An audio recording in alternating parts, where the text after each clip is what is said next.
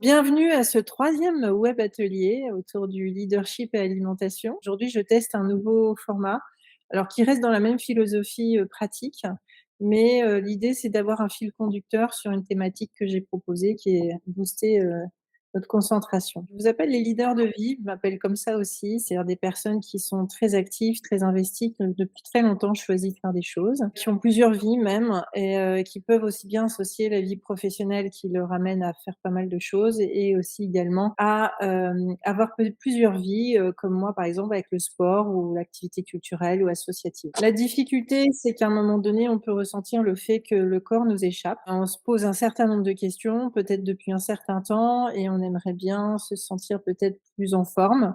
Sachant qu'il y a une réalité que j'ai déjà abordée dans les web ateliers ou dans le groupe WhatsApp que j'anime, c'est que, nous avons une réalité qui est la même pour tout le monde, c'est qu'on a un métabolisme, hein. Il est là pour, en fait, nous faire fonctionner de notre naissance à notre mort, et c'est toute une série de processus de fonctionnement de notre corps, notamment un qui est majeur, qui est l'alimentation, et en fait, il se fragilise et commence à décliner à partir de l'âge de 8 ans, et son accélération commence véritablement autour de 30 ans, et le passage 40-50 est vraiment décisif pour cette évolution du métabolisme qui va au fur et à mesure en fait se décliner.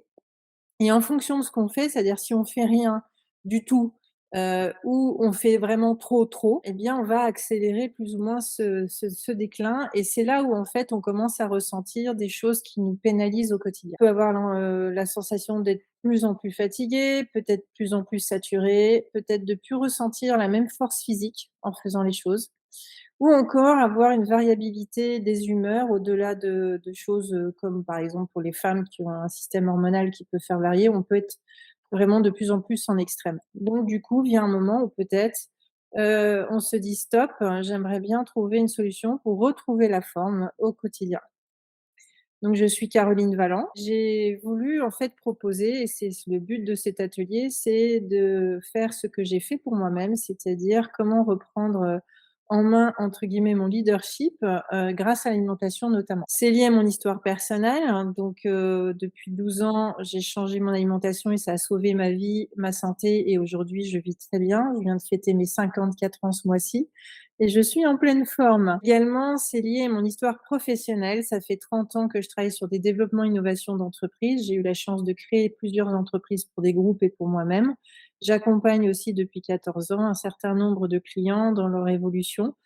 Et mon constat a toujours été le même, c'est que ça demande beaucoup d'énergie, de présence, physique, mentale et émotionnelle. Un autre élément qui m'a nourrie dans cette approche que je propose, c'est que, grâce à mon changement alimentaire, j'ai pu reprendre mon sport de passion, l'équitation, en particulier le dressage, qui demande une concentration mentale et physique très importante, sachant qu'on est avec un être vivant, et le cheval nous rappelle toujours que, selon son état physique et d'humeur, on va plus ou moins faire les choses qu'on avait prévues. Donc je vous propose aujourd'hui qu'on parle de comment on va booster notre concentration de leader, sachant que le leader est en nous, pas forcément, lié au statut qu'on représente. Alors, pourquoi j'ai voulu faire ce thème? Parce que, j'ai retrouvé un peu dans ma mémoire les moments où cette concentration pouvait être très importante et nécessaire.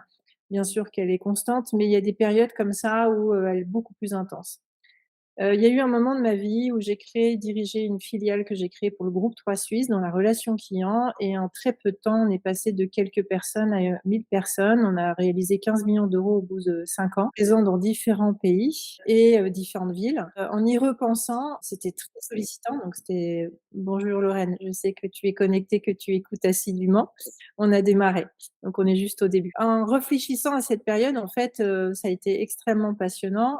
D'ailleurs, l'une d'entre nous connaît bien l'histoire, et en fait, c'est top parce qu'on vit des choses extraordinaires, mais en même temps, quand on reprend du recul dessus, ça demande une énergie de dingue, et pour tout vous avouer, ça a été beaucoup de souffrance aussi physique et mentale, et c'est là où on cumule un peu tous ces maux au quotidien. Donc si je devais revivre la même expérience, j'avoue que je ferais autrement avec ce que je sais aujourd'hui. Donc du coup, ce que je vous propose aujourd'hui, c'est de comprendre très rapidement, donc vous le savez, hein, je suis quelqu'un qui essaye de vulgariser la connaissance scientifique pour essayer de comprendre pourquoi on s'actionnerait et pourquoi on changerait les choses dans notre alimentation.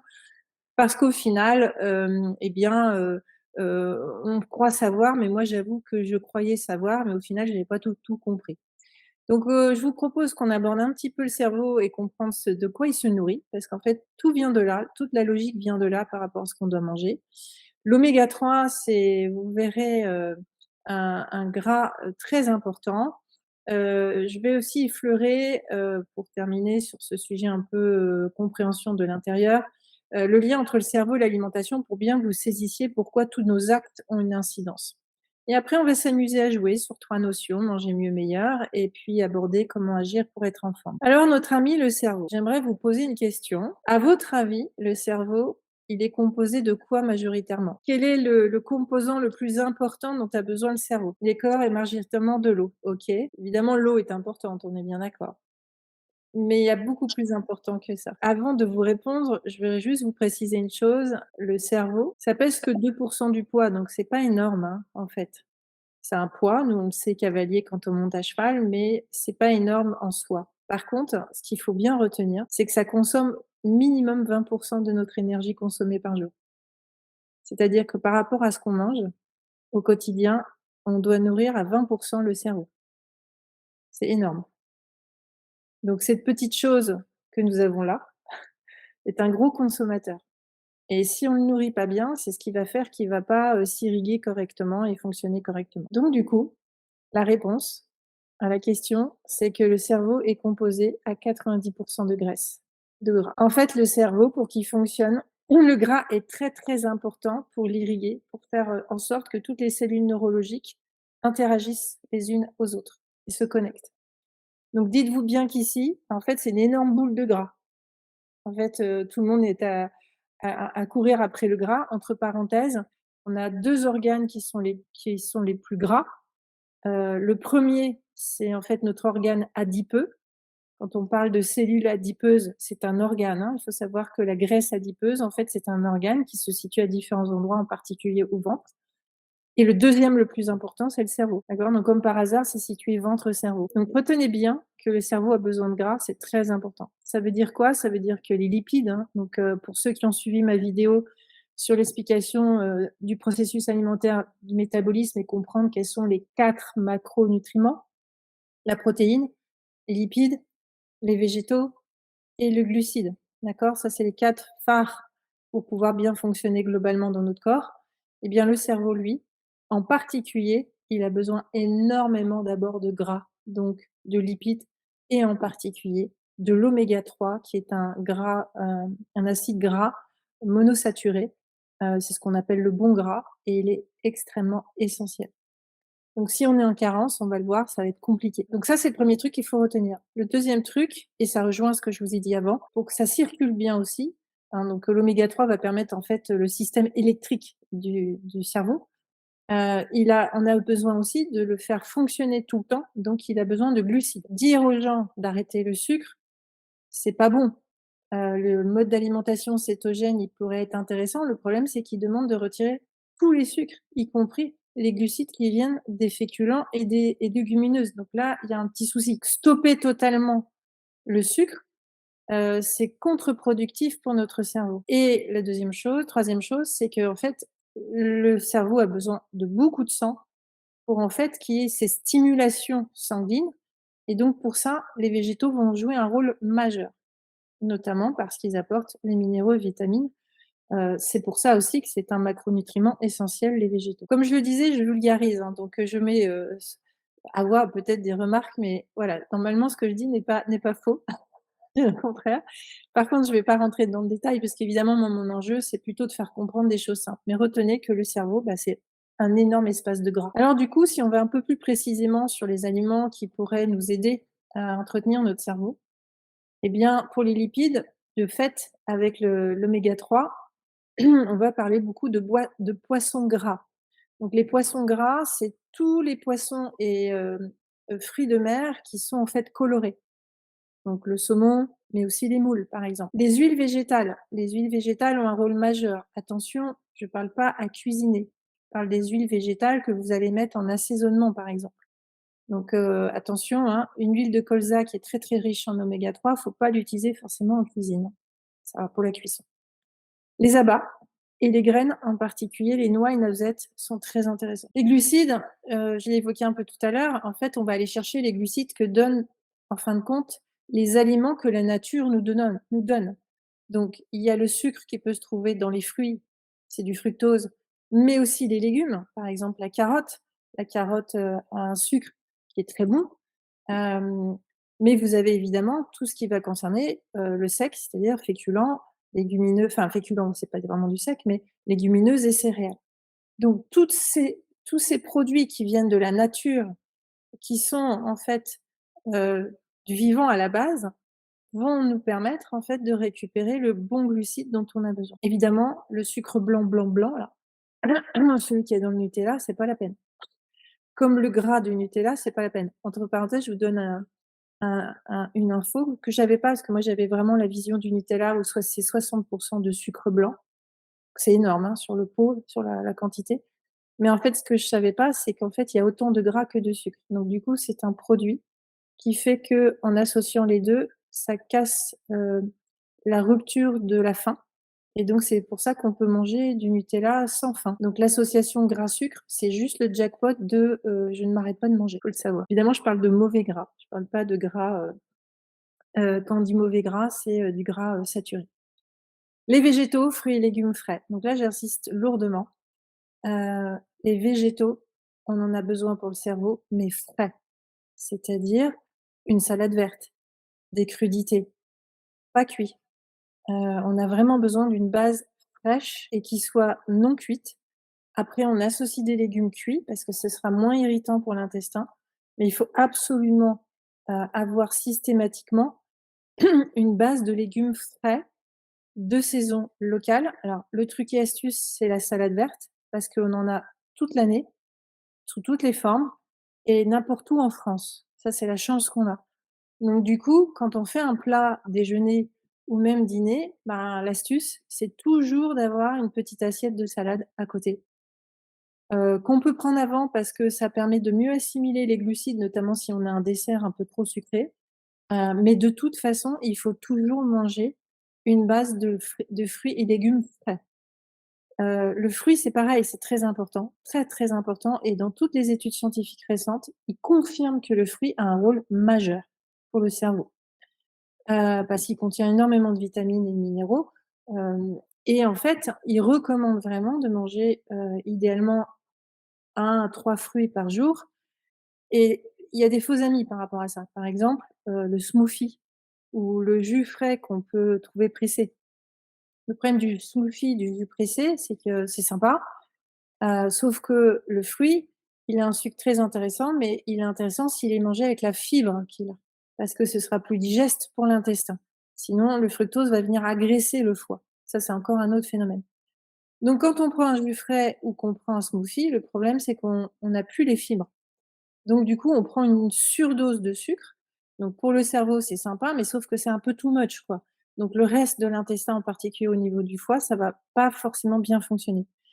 Et après, il y a une autre remarque aussi très juste, qu'on m'a faite il y a récem enfin que j'ai écoutée récemment, et ça m'a rappelé quelque chose que j'ai fait cet été. Vous savez, il y a pas mal de magasins maintenant qui proposent des machines qui pressent, les jus d'orange, par exemple, ou des trucs à emporter. Alors c'est super bien parce que c'est frais, mais l'inconvénient, c'est que pour vous remplir une petite bouteille, bah, globalement, ils vont vous mettre, 3 oranges, mais on mange jamais 3 oranges d'affilée. Donc du coup, on est en surdose de sucre. Donc il faut faire attention à ces supers amis qui donnent envie, qui sont faciles, qui sont sympas et qui donnent bonne conscience et qui sont sur le plan marketing intéressants. En fait, il vaut mieux manger un fruit, quoi, globalement. Alors par contre, ce qui est aussi toujours, évoqué, c'est les fruits, essayer de varier. Donc en ce moment, on est dans la saison pomme, poire, il faut y aller. On a encore des mandarines, qui sont, à disposition. Bon voilà, il faut essayer. Une autre astuce, parce que c'est un peu compliqué de manger des fruits rouges. Les fruits rouges sont très intéressants parce qu'ils ont un indice glycémique bas, mais ils peuvent être aussi intéressants sur l'effet de l'intestin et du cerveau. Alors l'astuce que je donne souvent dans mes accompagnements, c'est en fait, la congélation permet que pour les produits que l'on préfère, ça «bloque» entre guillemets la congélation, l'état où est le fruit à l'instant où on le congèle. Donc ça veut dire quoi? Ça veut dire que la congélation peut être le compromis entre un produit frais que je peux pas avoir forcément et un produit, que j'aimerais avoir, par exemple l'hiver, le fruit rouge n'étant pas disponible. Donc, vous pouvez acheter des sachets de fruits rouges, congelés. C'est un compromis qui est pas inintéressant. Attention, pas préparé, hein, vraiment brut. Et du coup, comme ça, vous pouvez décongeler quelques fruits rouges et les mettre, par exemple, quand le petit déjeuner, ou pour un dessert, dans un yaourt, dans un skyr, par exemple, qui est un peu comme le petit suisse. Ça existe aussi en version végétale. Pour le cerveau, lipides, glucides, végétaux. Ça va? Est-ce qu'il y a des questions? Alors du coup, tout ce que je vous dis, c'est qu'en fait, la manière de faire fonctionner notre cerveau dans le bon sens, donc d'être bien concentré entre autres, mais c'est aussi la mémoire, c'est aussi l'état émotionnel dans lequel on va être quand on va recevoir les choses à nous. C'est en fait notre mode d'alimentation va être essentiel. Donc globalement, ce qui ressort, tous les scientifiques qui travaillent sur la neurologie et l'impact de la nutrition, c'est que le mode d'alimentation qui correspond le mieux, il y en a 2 qui sont assez similaires, mais en fait l'idée elle est là. C'est en fait un mode d'alimentation type flexitarien, donc c'est-à-dire 80 végétal et 20 protéines animales pour ceux qui ne mangent pas végétarien. Ça veut dire quoi? C'est simplement de dire que la viande et le poisson accompagnent le légume et pas l'inverse. Voilà. Dans les légumes, eh ben, on peut varier entre du légume frais, du légume sec, ça permet d'avoir un équilibre, glucides, et végétaux. Et évidemment, le mode d'alimentation le plus approprié parce qu'il est dans une extrême variété et qui fait beaucoup appel à l'alimentation vivante, c'est-à-dire ce que la nature nous a donné, c'est le mode d'alimentation méditerranéen. Ce mode d'alimentation, méditerranéen, c'est pas strict, hein, c'est vraiment, la manière d'utiliser tout ce que la nature nous donne. Donc, faut vraiment retenir ça. Donc plus c'est raffiné, plus c'est transformé, moins ce sera positif pour votre cerveau. Alors un petit focus sur l'oméga 3. L'oméga 3, bon, je pense que tout le monde en a entendu parler, mais c'est vrai qu'on n'a pas forcément la notion. En tout cas, moi, quand je me suis replongée dans les dernières études scientifiques et honnêtement, il y a plein, de tests qui ont été faits, hyper intéressants. Donc il y a des documentaires qui sont accessibles. Si ça vous intéresse, vous me direz, je vous passerai les sources. C'est très, très intéressant parce qu'on voit vraiment quel est l'impact de l'oméga 3 sur le cerveau. En fait, il aide vraiment la circulation électrique entre les neurones. Donc c'est assez impressionnant parce qu'ils ont réussi à le montrer, du point de vue, machine, donc je ne sais plus si c'est un IRM ou un scanner, mais en fait, il y a une scientifique qui a vraiment fait de très, très grosses recherches là-dessus et elle démontre visuellement l'impact de l'oméga 3 dans la façon dont l'électricité va se faire dans le cerveau. Donc l'oméga 3, si on est en carence, c'est très compliqué. Du coup, ce qu'il faut savoir, c'est si on est en carence en oméga 3, eh bien, en fait, dans les études qu'ils ont faites et des études, concrètes, hein, très concrètes parce qu'ils ont mis des personnes en situation, ils ont mis des animaux en situation. Il y a un réel constat que si on est en carence oméga 3, ça peut générer, en fait, un comportement anxiogène très important, de l'impulsivité, de l'agressivité, de la colère, de la dépression. Globalement, ce qu'on constate dans toutes les études, au-delà même de l'oméga 3, c'est-à-dire je vous ai parlé de donc du gras, l'oméga 3 en particulier, de l'apport du glucide et des végétaux. Clairement, notre mode d'alimentation, s'il est trop orienté d'une certaine manière, je vais y revenir, ce qu'on sait aujourd'hui assurément, c'est qu'en fait, ça génère un changement de comportement qui va de plus en plus vers l'agressivité ou la dépression. Ils sont encore en train de chercher là-dessus. Mais plus on avance, plus on se rend compte que véritablement ce qui se passe, on va le voir dans le microbiote, a une incidence très, très lourde sur notre système neurologique. Et c'est comme ça qu'on peut construire des générations qui sont, dès la naissance, dans une situation de déprime, voire d'agressivité. Et ça, ils ont fait des constats aussi. Ils ont découvert par hasard, notamment, au moment de la Seconde Guerre mondiale, à la fin de la Seconde Guerre mondiale, ils se sont rendus compte que des populations européennes, de par la carence alimentaire dans laquelle ils étaient, notamment le gras et en particulier l'oméga 3, avaient des comportements sur les nouvelles générations qui étaient, pas tout à fait, de bonne aloi. Voilà, donc c'est comme ça qu'aussi ils ont poussé ces recherches. Alors un petit questionnement, est-ce que vous savez quel est le niveau d'influence des fruits et légumes sur l'état de dépression? Et est-ce que vous sauriez me dire, a priori, entre 0, 5, 10, 15, quelle est l'influence des fruits et légumes sur la dépression? Alors l'idée, c'est de dire que le fruit et légumes réduit la dépression, hein, réduit l'état de dépression, en fait. Donc ça lutte contre les légumes, réduit à peu près à 9-10 la dépression. Les fruits, c'est 15. Donc vous imaginez, en fait, les enfants, les adolescents, nous adultes, les personnes âgées, si elles ne mangent jamais de fruits et légumes frais et des légumes, type, comme j'ai dit, légumineuses, voilà, c'est-à-dire qu'ils mangent jamais de fibres et n'absorbent jamais de minéraux, vitamines qui ne peut venir que d'un aliment frais, ben, c'est la merde, hein, excusez-moi l'expression, c'est caca. Et et en fait, pour tout vous avouer, quand j'ai repris ce sujet, en me disant: «Tiens, je vais» quand j'ai repris donc toutes mes veilles et mes études, en fait, c'est vrai que quand moi j'ai changé d'alimentation, alors mon premier focus, c'était d'éteindre le feu que j'avais dans le ventre parce que j'ai un terrain inflammatoire majeur et que tous les jours je dois, de par ma maladie qui soigne pas, devoir le gérer. Et aussi des pathologies qui viennent se croiser. Moi, je suis en situation de comorbidité, donc j'ai plusieurs choses qui viennent, interagir dans mon intestin. Mais c'est vrai que quand j'ai changé d'alimentation, au-delà de la souffrance que j'avais qui s'est atténuée, je me suis rendu compte très vite qu'en fait, sur le plan neurologique, je vais le dire comme ça, enfin en tout cas, le matin, je me réveillais avec beaucoup plus de sérénité et en fait, plus les années sont passées là, ces 12 dernières années, plus j'ai l'impression en vieillissant que j'ai beaucoup plus de créativité, beaucoup plus de mémoire, beaucoup plus de relations cognitives et globalement, je me sens plus en énergie physiquement, mais j'ai le sentiment aussi que je prends plus de capacité, au niveau de mon cerveau. Alors, je le dis aujourd'hui comme ça parce que c'est en écoutant, tous les documents que j'ai vus et lu les choses que j'ai réalisé qu'en fait, dans l'expérience, c'était ce que je ressentais. Donc ça prouve bien que notre alimentation, elle a vraiment une incidence au quotidien de la manière dont on peut vivre les choses et l'énergie dans laquelle on est, quel que soit l'âge en fin de compte. La grande chance qu'on a, c'est que notre corps est très intelligent, c'est une machine industrielle, hyper performante et donc si on met le bon carburant au bon moment, ça nous récompense. Par contre, c'est un travail qu'on doit faire dans le temps. Du coup, ce qu'il faut retenir de tout ce que je vous ai dit, ben, en fait, le vivant, c'est-à-dire ce que la nature nous offre, ben, c'est la top alimentation. Il y a pas photo.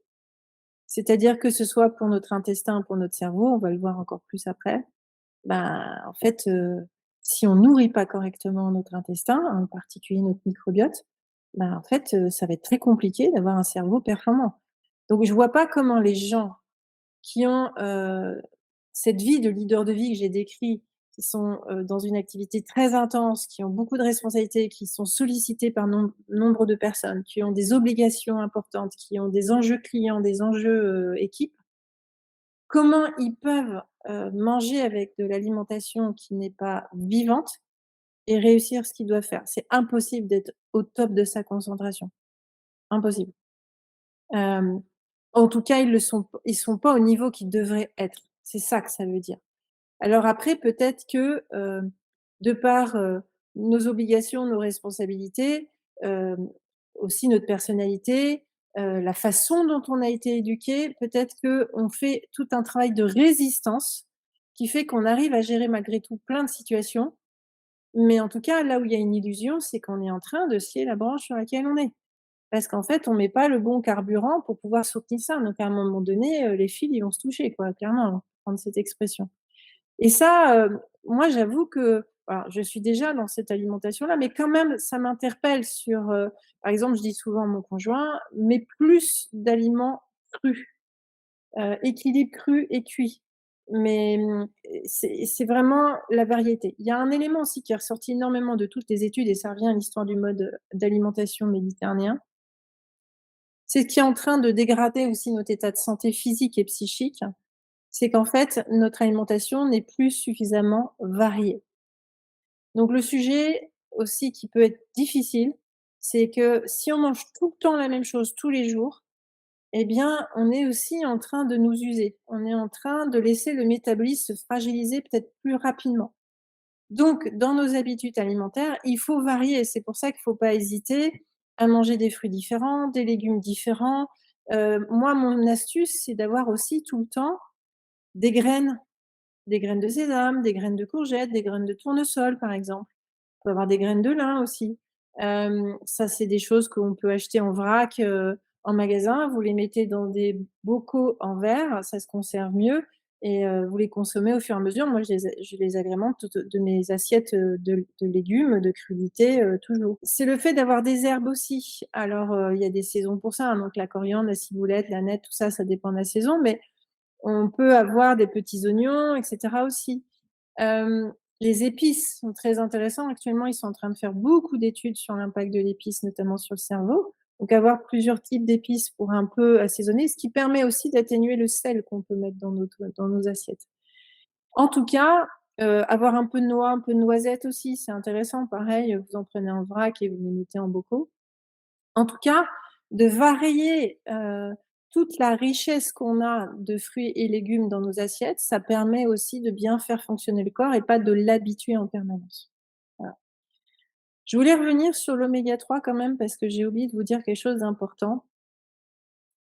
Là où c'est compliqué aujourd'hui à notre époque, c'est que manger du poisson gras, en fait, si on devait, permettre à la population qui est entre parenthèses carencée en oméga 3, hein, nous sommes a priori tous carencés en oméga 3, on ne serait pas capable aujourd'hui de produire, enfin d'avoir suffisamment de poissons disponibles pour la population mondiale, tout simplement parce qu'on a tellement pollué nos mers qu'on n'a plus du tout la variété, la diversité et la richesse qu'on avait avant. Ça, c'est le premier point. Le deuxième point, c'est qu'à force de polluer nos mers, mais aussi les élevages de poissons font que, bah, tout ça, c'est pas très sain, c'est il y a beaucoup de métaux lourds, l'élevage de poissons, en fin de compte, on fait de la farine de poisson, enfin bref, c'est les poissons ne sont pas au top de leur forme, on va dire.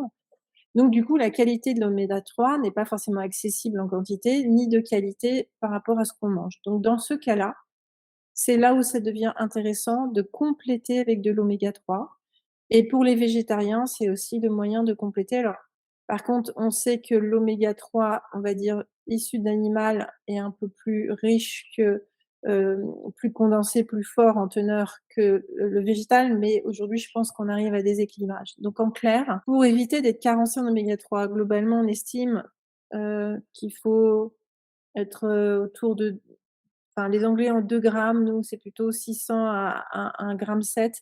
Mais pour des leaders de vie qui se demandent beaucoup de choses, qui vont beaucoup travailler intellectuellement, au final, se dire entre 1,7, 1,8 et 2 grammes, c'est pas mal. Il faut compléter, en fait. Donc voilà. Donc aujourd'hui, c'est plutôt bien maîtrisé. Après, il faut trouver, aussi le produit qui est bien travaillé. Je suis pas sûre que dans les pharmacies généralistes, on ait la qualité d'oméga 3 qu'on voudrait, mais en même temps, je suis pas une spécialiste. Moi, perso, j'ai suivi la recommandation de mon médecin sur ce complément parce qu'il connaît bien le laboratoire. Voilà. Bon, si jamais ça vous intéresse, je peux vous filer le lien du site si jamais vous êtes en recherche d'oméga 3. Voilà, mais je tenais à préciser ça parce qu'on a une petite ambiguïté. Effectivement, l'alimentation nous aide, mais au final, la nature, on l'a tellement un peu abîmée que pour certaines choses, c'est pas aussi évident que ça. Vous avez des remarques? Ouais, vas-y Christine, tu peux mettre le micro, hein. En fait, est-ce qu'il y a une corrélation entre l'oméga 3 et l'absorption des vitamines? Il me semble que oui, mais je suis pas sûre. Oui, alors certainement, je ne suis pas en maîtrise totale de ce sujet, mais il y a un truc qui est sûr, c'est que le fait d'absorber des vitamines et minéraux, si tu veux, ça vient en fait, les végétaux avec ça nous aident en fait à faire un travail de distribution, si tu veux, de messager. Donc il y a effectivement une situation, alors ça, on rentre un peu plus dans, si tu veux, la micronutrition. C'est qu'effectivement, pour pouvoir assimiler certains nutriments, si tu veux, il faut le soutien de certaines vitamines parce qu'elles permettent d'assimiler. Donc c'est fort possible que ce soit le cas. Je note la question. J'essaierai de te répondre sur le groupe WhatsApp. Merci pour la question.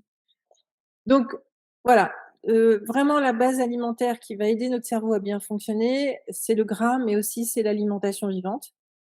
Évidemment, l'alimentation malbouffe, ben, elle est contre-productive. Alors je fais une petite pause là-dessus parce qu'il y a quand même, aujourd'hui des études qui ont été faites de façon nombreuse sur l'impact de l'alimentation moderne qu'on a aujourd'hui. Alors, on n'est peut-être pas concernés autour de cette table virtuelle, mais honnêtement, c'est quand même un très, très gros sujet. Manger tous les jours des produits transformés, sachant qu'un produit transformé, c'est pas forcément une transformation aussi importante que, par exemple, une frite industrielle qui est plus du tout de la pomme de terre, hein, pour être très clair. Si vous connaissez le procédé de la fabrication de frites industrielles, voilà, tout est craqué, on casse tout le système d'enzymes, enfin voilà, ce n'est plus un aliment, naturel. Certes, on va vous donner, une vision du niveau de calories que vous donne le produit, mais c'est une fausse information parce qu'en fait, beaucoup dans le milieu qui travaillent là-dessus, sur l'alimentation transformée et leurs impacts sur la santé, te disent que c'est des aliments morts, en fait. Ce qu'il faut retenir aussi, et vous verrez dans le petit jeu de notions Food Booster, c'est quand on parle de malbouffe, évidemment, dans l'image que je vous mets là, on est l'extrême de la malbouffe, d'accord? Ce sont que des produits très transformés, c'est des produits très sucrés, très gras, et donc qui ont une incidence très lourde sur notre santé et le fonctionnement du cerveau de fait. Donc quelqu'un qui mange comme ça peut pas être concentré, c'est clair. Mais là aussi, il faut avoir conscience que ce qui est transformé n'est pas que sous cette forme-là, c'est que tout ce qui est raffiné, c'est-à-dire les céréales, le riz, les pâtes, la farine, le degré de raffinage fait que ça, c'est aussi transformé et ça se réduit en qualité nutritionnelle. Donc, on va le voir tout à l'heure, du riz blanc, très blanc, bah, en fait, c'est pas le meilleur riz à manger. Heu, Tout ce qui est farine blanche, très blanche, au-delà du sujet du gluten, c'est pas la meilleure à manger et pourtant c'est 80 de ce qu'on nous propose et ce qu'on va manger tous les jours.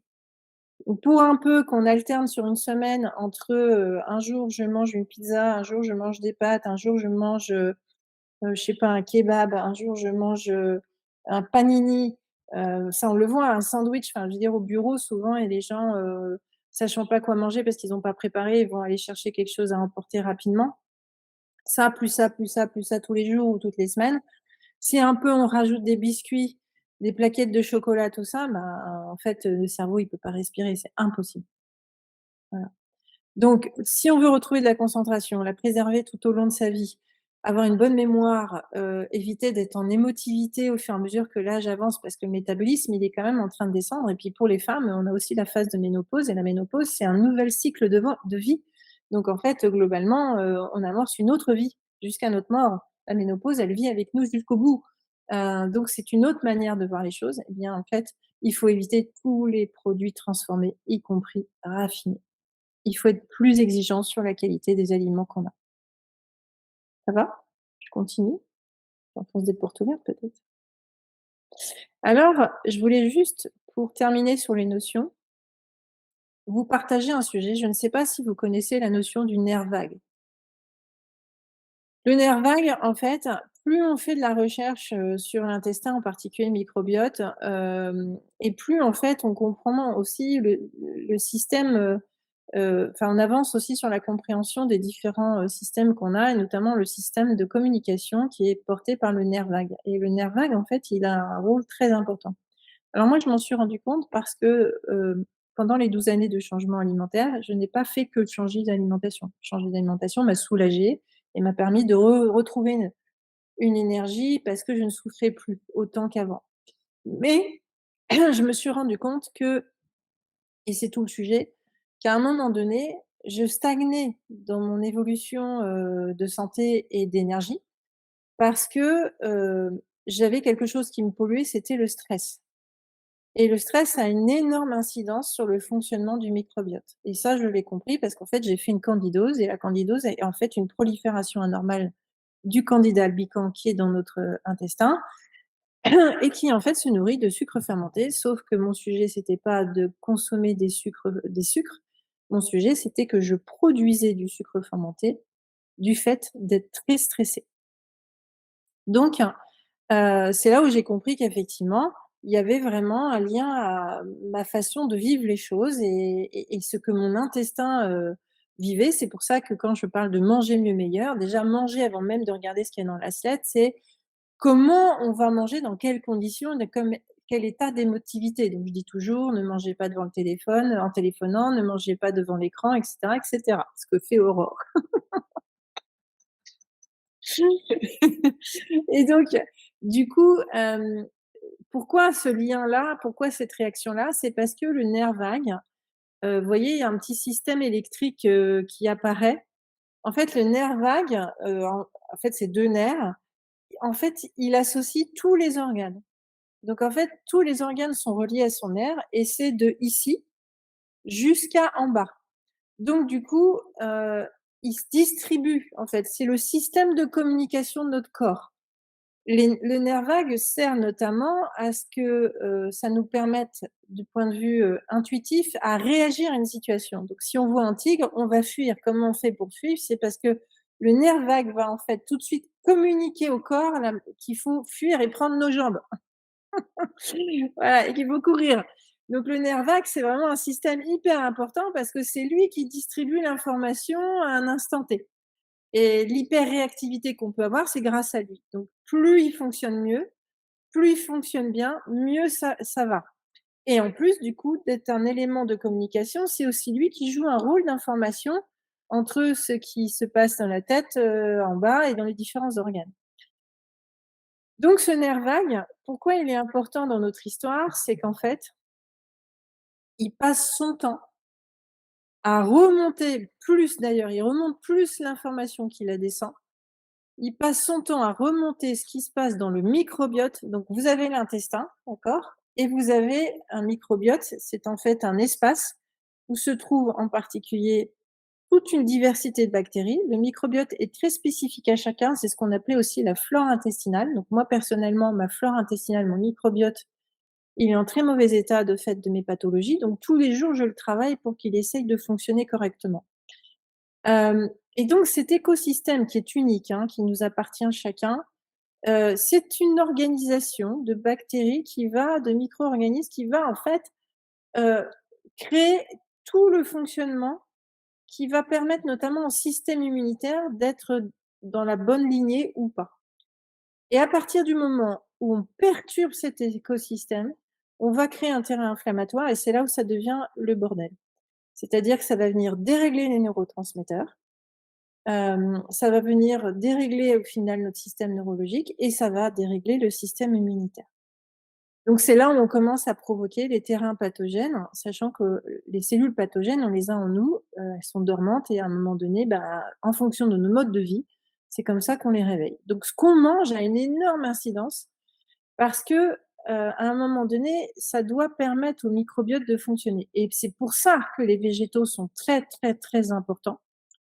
Parce que si les végétaux sont pas là, il y a pas de fibres. S'il y a pas de fibres, le microbiote ne peut pas fonctionner correctement et c'est là où, en fait, toute la construction neurologique va pas se faire correctement. Exemple typique, la sérotonine, qui est un neurotransmetteur réputé pour être le bien-être, le bonheur, on l'appelle comme ça de façon vulgarisée, il se produit essentiellement dans le microbiote.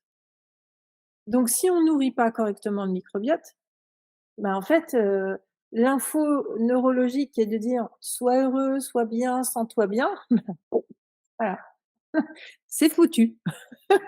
Donc vous voyez bien, tout ce système électrique, en fait, de communication a une incidence très lourde parce qu'aujourd'hui, on sait de façon avérée, prouvée dans tous les sens que, en fait, tout ce qui se passe dans notre ventre va avoir une incidence sur notre système neurologique et aussi notre système immunitaire. Donc dès qu'on a de l'inflammation du microbiote, ah, ça va foutre le bordel.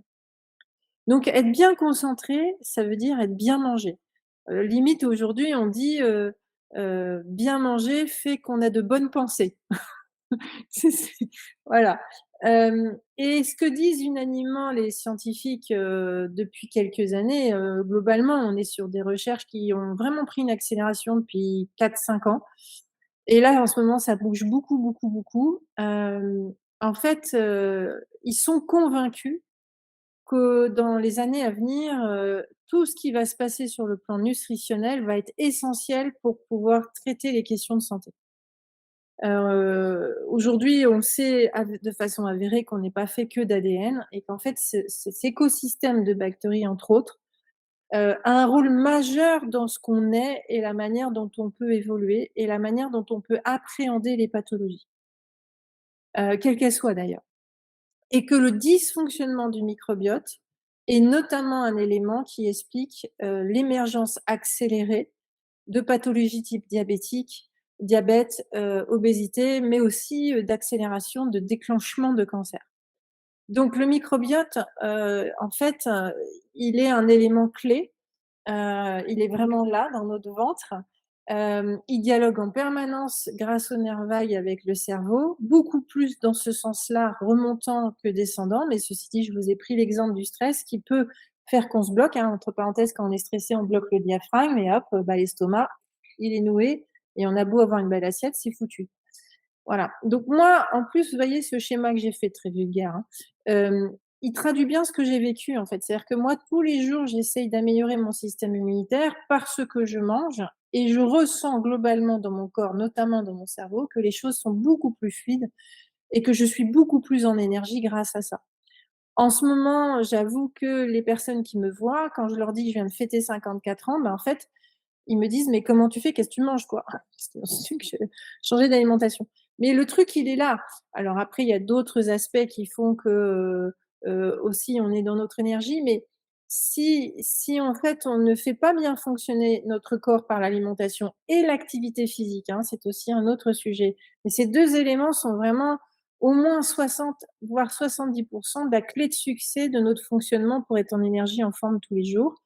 Eh bien, ça va être compliqué derrière de pouvoir, travailler le terrain émotionnel, même s'il y a aussi des choses, qui peuvent être beaucoup plus importantes à voir, sur l'émotion.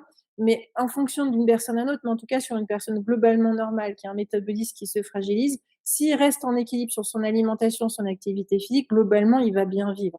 Voilà. Est-ce que vous avez des questions ou remarques sur ce que je viens de dire? Est-ce que vous avez appris des choses, dans ce que je viens de vous dire ou pas? Allez-y, répondez. Typiquement, je suis assez contente parce que moi, j'ai un régime méditerranéen, depuis toujours puisque c'est mes origines, de la Tunisie et du pourtour méditerranéen. Ça m'a appris que je varie pas assez mes repas du soir, parce que je suis un peu feignante, sur le sujet, mais je mange cru. Je suis assez contente parce que franchement, je pense être une plutôt bonne élève d'un point de vue de l'alimentation et qu'il faut que je me resupplémente en oméga 3, c'est sûr. Mmh. Le repas du soir, il faut qu'il soit léger, hein, donc plutôt C'est végétal avec léger, un c'est petit peu de léger. protéines. Bon, là, c'est très tourné sur le cerveau, mais j'ai la protéine est importante quand même aussi, mais ça, c'est pour le système musculaire et osseux. Mais Mmh. oui, à partir du moment où tu as une alimentation variée et globale, ben, voilà, tu dois pouvoir te sentir bien. Après, effectivement, il faut faire attention un peu aux carences. Alors, l'oméga 3, c'est un sujet parce qu'aujourd'hui, ils disent, hein, Mmh. que globalement, on est assez en carence, mais après, ça se vérifie, il suffit d'en parler avec son médecin, enfin voilà, quoi. Est-ce qu'il y a d'autres réactions à ce que je viens de partager? Awa, Lorraine, enfin Lorraine, tu t'as mis yes, mais Aurore? Mmh, oui, bah, en réaction, c'est des choses, dont on se doute ou dont on a le feeling en se disant quand on est stressé, on va, voilà, ressentir dans le ventre et cetera. Mais, le fait de prendre conscience aussi que, biologiquement c'est avéré et puis le lien avec le cerveau n'était pas forcément, pour moi une évidence. Donc, oui, c'est important et puis après sur, sur mon quotidien de mon côté où je pense qu'il y a quand même pas mal de ménage à faire. Ouais, Et il y a un ouais, il y a un point sur lequel je vais vraiment insister, parce que bon, toi, tu as des enfants encore en bas âge. ouais. C'est pas pour faire peur, mais vraiment, tous qui étudient ça, en neurologie et l'association nutrition, ils sont tous unanimes pour dire que la consommation de sucre qu'on a aujourd'hui, est vraiment destructrice pour les enfants qui sont en croissance, pour les adolescents, les personnes âgées et que vraiment, aujourd'hui la malbouffe qu'ils évoquent, hein, avec trop de sucre et trop de gras, crée une situation très, très, très compliquée par rapport aux évolutions des générations. Et là où moi je vous mets à l'aise parce qu'ils le disent, simplement, c'est vrai qu'on a tendance à récompenser un enfant, des fois, ou de vouloir, compenser sa tristesse en lui donnant un bonbon. Mmh. Alors c'est vrai que c'est un geste, voilà, et moi j'ai observé des situations, familiales où, lors d'un repas de famille, on pense bien faire en offrant un verre de soda à son fils, quoi. Mmh. Mais en fait, c'est pire que mieux, quoi. Donc ça veut pas dire qu'il faut être non plus un ayatollah, du sucre ou du gras, mauvais gras. Mais aujourd'hui, le problème, c'est qu'on est dans une société où limite on ne fait que proposer ça et c'est normal de manger ça. Et il y a même des gens, moi je vois dans mes accompagnements, j'ai des gens, même adultes qui, au final, pas comme toi Christine, mais véritablement, ont une alimentation sans s'en rendre compte. Enfin, ils savent, mais sans en avoir conscience que voilà, c'est trop, trop sucré, trop gras. Donc alors certaines ont l'activité physique Mmh. qui fait que ça compense, mais il faut pas oublier que le métabolisme aussi, il se fragilise au fur et à mesure, donc c'est compliqué. Mais pour les enfants, il y a un vrai sujet, je pense, là-dessus, et il faut, je pense, vraiment leur réapprendre à manger fruits et légumes aussi, à manger varié, ce qui est très, très compliqué, pour beaucoup de familles. Voilà, donc il y a Lorraine qui fait ses commentaires, dans le chat parce qu'effectivement Lorraine, alors Lorraine a une très, très grosse activité physique, c'est quelqu'un de très sportif, elle a un très, très beau métabolisme à la base, mais effectivement, elle mange pas mal de biscuits, tout ça, mais bon après elle sait aussi manger varié, mais peut-être qu'elle dans sa période de vie, il faut qu'elle voit 2-3 trucs quand même pour garder son énergie. Voilà. Moi, j'ai observé un truc chez les enfants, parce que, j'ai été kiné pendant 30 ans, je fais beaucoup de pédiatrie et donc j'ai vu l'évolution en travaillant avec les pédiatres, effectivement, de ce qu'on disait de donner aux enfants et donc des légumes frais, avec très peu de sel, avec rien dedans.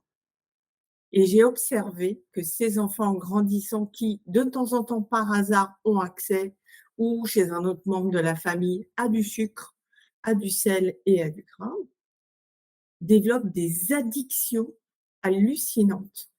Donc personnellement, j'ai tendance à dire qu'il faut en donner un tout petit peu. Ah oui, oui, oui. Voilà. En fait, C'est ce que j'ai fait avec mes enfants. Nous, on a banni les bonbons. Tu vois, ils ont 30 ans et 27 ans, hein. Il n'y a ouais. jamais eu de bonbons à la maison et on a donné un peu de chocolat noir. Mmh. Voilà. Non, mais oui, oui, là, tu as parfaitement raison de réagir là-dessus. C'est-à-dire que le sujet, alors, ils le disent tous aussi, hein, et tous les spécialistes en nutrition qui ont le bon niveau aussi. En fait, si tu veux, il y a rien de pire que la restriction, Ah ouais, ouais, ouais, ouais. à Mais tout il y a eu un moment, c'était délirant, délirant. le sujet, c'est pas d'imposer une façon de manger, c'est plutôt de dire, c'est ce que tu évoques pour tes enfants, c'est en fait, tu as tout intérêt à ce que tes enfants apprennent à goûter à tout. Bah ouais. Par contre, moi, si tu veux, j'ai quand même des gens qui me disent: «Je n'aime pas les fruits et légumes». Comme on me dit: «J'aime pas l'eau», hein. Alors moi, j'ai un truc, quand j'étais enfant, je n'aimais pas les fruits et en fait, je me suis beaucoup posé la question: «Pourquoi je les aimais pas les fruits?» Et en fait, c'est parce que je n'aimais pas toucher la peau des fruits. Donc en gros, il y a sûrement des adultes comme moi, même beaucoup, qui n'aiment pas le contact avec la peau du fruit, mais si on leur épluche, ils vont le manger. Il y a peut-être un sujet là, je trouve, à creuser pour, attirer des gens vers les fruits. Ouais, en tout cas, bon, en tout cas, ce qui est sûr, c'est qu'aujourd'hui, on a quand même, en fait, on a une tendance alimentaire. Tu vas à un restaurant, alors aujourd'hui, en plus, tu vois, les restaurants, il y en a beaucoup qui ont fermé pour des restaurants qui proposent plutôt des planches, de charcuterie, Mmh. boire du vin, ça. Mais ce que je veux dire, voilà, c'est que les habitudes générales et quand tu vas dans un hypermarché, quand tu achètes tes produits, globalement, tu as que des produits transformés, donc voilà. Mais après, c'est une question d'éducation, c'est ce qu'on est en train d'évoquer et le sujet n'est pas d'être, de passer du 100 à 0, ça n'a aucun sens. C'est qu'il faut trouver un juste équilibre. Mais par contre, effectivement, hem, on a tout intérêt à expliquer, c'est ça, si tu veux, c'est à expliquer aux gens, aux enfants, pourquoi, ben, voilà, prendre un bonbon, ça fait plaisir, mais en prendre 3 ou 4, à un moment donné, ça va être compliqué, voilà. Mais c'est juste de faire comprendre dans l'expérience et je pense qu'aussi les enfants sont beaucoup le mimétisme de leurs parents. Ouais. Il y a ça aussi. Mmh. Voilà. Je vais continuer pour finir. Bon, moralité, quand j'étais à ma conférence en 2017 TEDx, je disais que personne ne peut dire que l'alimentation n'a pas un impact sur le corps. Alors on peut dire la même chose pour le cerveau, hein, clairement. Ça maintenant, moi, c'est très clair dans ma tête. Je pense qu'il y a un énorme enjeu là-dessus parce que derrière, il y a quand même un vrai sujet de troubles de comportement observés dans les populations à cause de l'alimentation. Et là, scientifiquement, il y a vraiment des sujets, forts. Hem, du coup, bah, l'idée, c'est que l'alimentation, ça nous permette d'être en top forme, c'est notre carburant. Donc derrière la méthode, 3M, hein, donc l'idée, c'est de dire, manger mieux meilleur, c'est, bah, comment je mange, mon comportement, la composition et l'organisation de mon assiette. Je vous propose un petit exercice. Tout d'abord, je vais vous poser la question: combien de produits transformés vous mangez par jour? Lorraine, tu risques de gagner. Il y a peut-être Aurore qui peut te challenger et moi, je sais pas. Christine, elle nous dit que non, moi je mange du naturel. Beaucoup trop. Essayez de calculer une journée type, hein, une journée type, combien de produits transformés, attention, transformés, c'est aussi raffiné. 1, 2, 3, 4, 5. Pain de mie, le pain, les pâtes, le riz blanc, hein. Un demi-paquet de biscuits par jour. OK. Donc, ça, je sais pas si Awa, tu peux répondre. Vous voyez, en fait, ce qui peut être intéressant pour vous, c'est un peu de pendant une semaine noter, entre le produit transformé raffiné et le produit naturel et de voir la proportion, en fait. C'est juste un indicateur, ça permet de prendre du recul et puis s'il y a un déséquilibre, bah, peut-être de se dire: «Ce que je mange transformé, comment je pourrais le basculer en vivant? Ou est-ce que j'en ai vraiment besoin?» Voilà. Ça, c'est le petit exercice. Le deuxième, c'est manger végétal, donc je vais vous demander combien de fruits et légumes vous mangez par jour?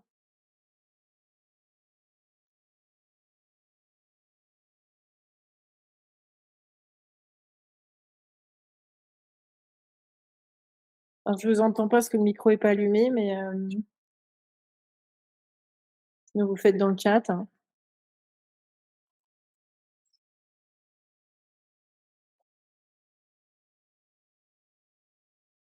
Ouais, mais parce que ton cerveau, ton corps a besoin de glucides, mais il faut que tu manges plus de glucides. Pas que du sucre rapide, en fait, Lorraine, c'est ça le truc. Moi, je maintiens qu'il faut que tu remontes ton taux de protéines et que tu regardes aussi les féculents, les céréales. Ton besoin de parce que là, ce que ton corps, il appelle du sucre et tu manges que du sucre glucose qui est rapide, donc à un moment donné, ça va être compliqué. Enfin, en tout cas, tu rééquilibres, en équivalent et je me permets.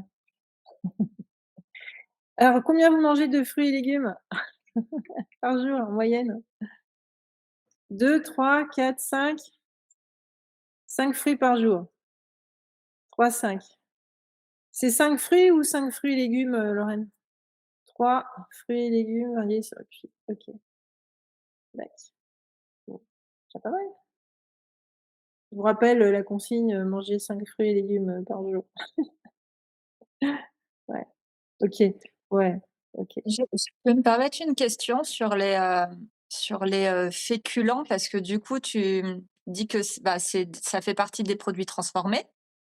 Heu, Pâtes, les riz, céréales, les céréales. Mmh. pâtes et riz, alors ça on classe Alors ça où? on va prendre l'exemple du riz, tu vas comprendre.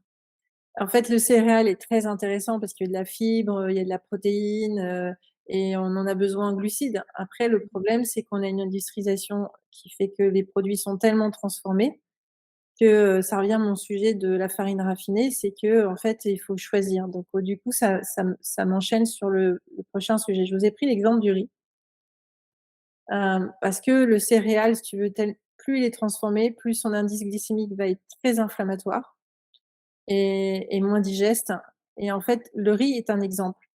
En fait, aujourd'hui, le riz, ce que je serais intéressée, c'est de savoir quel type de riz vous consommez. Parce qu'il y a du riz blanc puis après tu as plein d'autres séries de riz. Quel est Moi, du riz thaï. du riz thaï? Mais c'est du riz thaï, blanc? Bien blanc? Il est blanc, ouais. Ouais, OK. Il est et c'est du riz thaï, que tu achètes en grande surface? En magasin asiatique des États. D'accord. OK. Quel type de riz vous mangez, quotidiennement? Pareil, du riz blanc, thaï. C'est mon truc ça. Blanc et complet, dit Lorraine. OK. Donc effectivement, il y a un sujet dans le riz, mais c'est la même chose pour les pâtes, tout ça. C'est qu'en fait, ce qui est transformé aussi, c'est ce qu'on appelle raffiné, donc plus la farine est raffinée. Donc dans les céréales, elles sont positives en soi, mais en fait dans l'industrialisation de ces produits-là, en fait, on arrive à ce que ces produits deviennent très lourds et très chargés en indice glycémique. Donc ils disent très classiquement, tout ce qui est très, très blanc et très raffiné est donc plus inflammatoire. Donc dans les riz, le riz thaï, comme tu l'as choisi Aurore, tout ça, si tu veux, c'est des variétés. Donc effectivement, le riz complet est réputé pour être moins chargé en indice glycémique et après d'aller vers des riz noirs, rouges et cetera, toutes les variétés de riz, beaucoup plus intéressantes parce qu'ils sont beaucoup moins, «raffinés» entre guillemets et donc beaucoup plus naturels, beaucoup plus vivants et la fibre est bonne, beaucoup moins difficile à digérer, en fait. Voilà. Donc c'est vrai que si vous pouvez alterner les types de céréales, c'est idéal. Hem, on a le même problème avec les pâtes. Le quinoa est tellement produit maintenant qu'on commence à avoir le problème aussi de ce côté, raffiné. Donc c'est pour ça qu'il faut pas hésiter, à varier. Voilà. Après, comme tu dis, toi, tu te fournis, du riz, chinois, tout ça, mais il faut bien voir d'où ils viennent aussi. Voilà. Heu, donc il y a riz et riz et n'oubliez jamais, il faut toujours le rincer 3-5 fois avant de le cuire. OK. Du coup, comment être en forme tous les jours? Bah, pour terminer, la forme, c'est quoi l'énergie au quotidien? C'est à la fois physique, mentale, émotionnelle. L'idée, c'est de trouver un nouvel équilibre, de garder le plaisir de manger et de pouvoir retrouver son énergie pour pouvoir se dépasser. C'est véritablement moi ce que j'ai vécu, donc c'est comme ça que j'invite les personnes, à raisonner, par rapport au sujet que je viens d'aborder par exemple. Et en fait, bah, moi, mon sujet, c'est de vous aider à peut-être passer de bouffer à se nourrir. D'autres mangent, s'alimentent entre les 2. Je suis pas spécialiste de nutrition et diététique, mais par contre, je sais véritablement dans mon expérience comment sur le plan méthodologique, on peut remettre certains équilibres en place qui vont améliorer l'énergie et la forme dans laquelle on est, en tenant compte de notions clés que peut-être on a oubliées ou que vous connaissez pas. En tout cas, moi, c'était mon cas. Voilà, donc l'idée, c'est de vous aider à prendre un chemin nouveau pour rééquilibrer ça, via ma méthode et puis, ben, voilà, l'idée, c'est que si jamais ça vous intéresse, c'est de prendre rendez-vous avec moi. Je suis à votre disposition. Est-ce qu'il y a des questions, des remarques? Est-ce que ce qui a été présenté, vous a permis un petit peu de clarifier le sujet, notamment l'impact sur votre cerveau? Voilà, qu'est-ce que vous retenez, de cet atelier à chaud? Des clés qui vous C'est le raffinement du riz blanc. C'est quelque chose que je n'imaginais même pas. Je pensais que c'était, entre guillemets, «la moins mauvaise des céréales, raffinées» et moi, j'ai remarqué un truc, c'est que si je veux être en forme l'après-midi, avoir tout mon cerveau, bien recruté, faut pas que je mange de féculents à midi. C'est pas possible. Si je mange des féculents à midi, l'après-midi, mmh, c'est mort. quand tu parles féculents, c'est quoi, par exemple? Des pommes de terre, des pâtes, du riz ou du pain ou quoi que ce soit d'autre, hein. Ouais, tu as du Si mal à si digérer les j'ai glucides. vraiment besoin de recruter toute mon énergie, et que j'ai un truc l'après-midi à 14:00, c'est vraiment qu'un déjeuner hyper protéiné, hyper léger. Moi, j'ai juste une remarque, par rapport à l'IG. Il y Ouais. a la petite astuce de, cuisiner la veille, ses riz, ses pâtes et cetera et de le mettre au frigo. Ça fait baisser, et de les consommer le lendemain. Ça fait baisser, l'indice glycémique parce que ça change la structure de l'amidon. Super. Merci pour l'astuce, Hawa, top. Oui, bah, vraiment, vraiment le lien, cerveau, ventre et que je sais pas, c'est parce que je suis déjà, les ateliers depuis le début et que ça fait son chemin et cetera. Mais en tout cas, je vois sur, mes ressentis que quand je mange des choses que je mangeais tout à fait avant sans me poser de questions et ça se passait très bien, et ben de temps en temps, là, je ressens soit que ça me donne hyper soif, soit que c'est beaucoup trop sucré et que en fait ça me plombe un peu. Et voilà, j'ai ce type de ressenti-là, donc je commence à faire le lien en tout cas. Oui, tu es en train d'apprendre à écouter ton corps, qui est un C'est pour super lanceur d'alerte. Merci beaucoup pour, votre présence et participation. J'espère que ça vous a été utile, et intéressant. Merci pour vos contributions et puis, bah, je vous donne un prochain rendez-vous, bah, dans un mois, parce que c'est un rendez-vous tous les mois et puis dans le groupe WhatsApp. Bonne journée, bon appétit. Merci. Bonne journée, Merci. merci.